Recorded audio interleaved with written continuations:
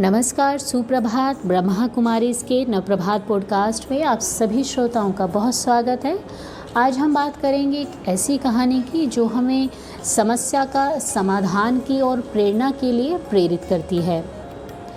एक व्यक्ति अपने परिवार में रिश्तेदार, मित्र, मोहल्ला निवासी अपनी फैक्ट्री के कार्यकर्ताओं से अति दुखी होकर समाधान हेतु अपने गुरु के पास पहुंचा और अपनी सारी पीड़ा गुरुदेव को बताते हुए बोला, मेरे कर्मचारी, मेरी पत्नी, मेरे बच्चे और मेरा आसपास के सभी लोग बेहद स्वार्थी हैं।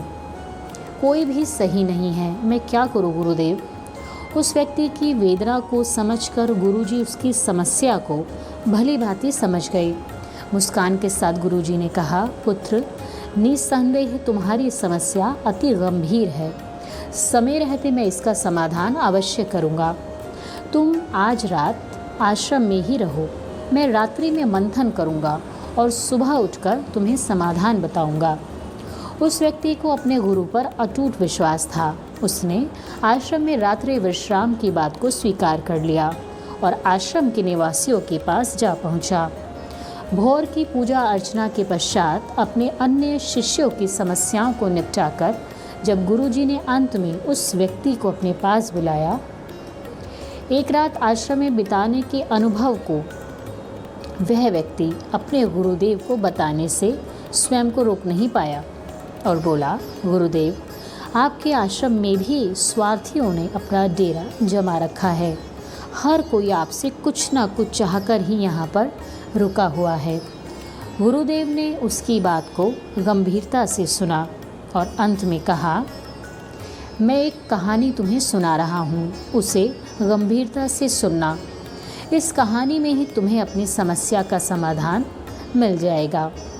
एक गांव में एक विशेष कमरा था जिसमें 1000 आईने लगे थे। एक छोटी लड़की उस कमरे में गई और खेलने लगी।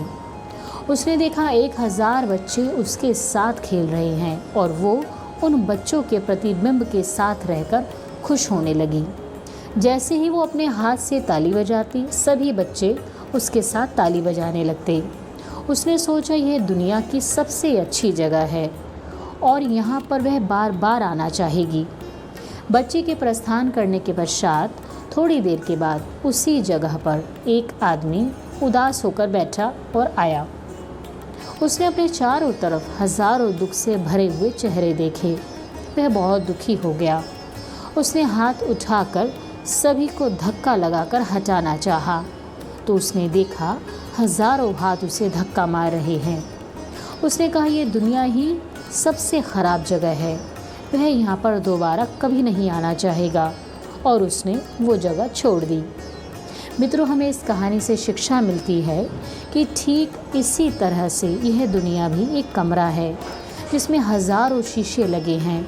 जो कुछ भी हमारे अंदर भरा होता है वो ही प्रकृति हमें लौटाकर वापस देती है। संसार हमें अपने मन के अनुरूप ही दिखता है, इसीलिए अपने मन और दिल को सदा साफ रखें। यकीनन तब यह दुनिया आपके लिए स्वर्ग की तरह अनुभव होगी।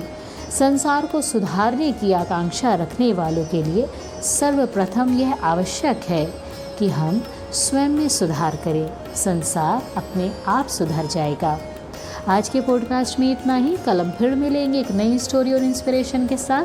तब तक अपना ख्याल रखिएगा। आपका बहुत शुक्रिया। ओम शांति। नमस्कार।